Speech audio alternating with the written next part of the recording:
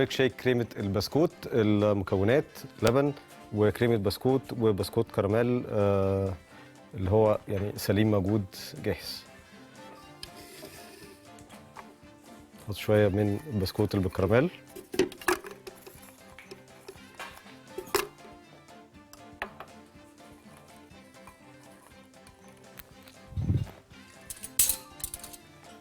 شوية من كريمة البسكوت.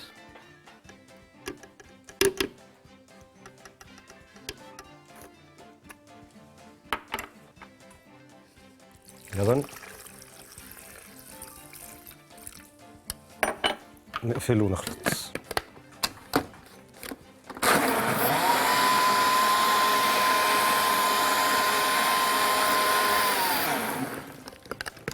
متاخدش وقت.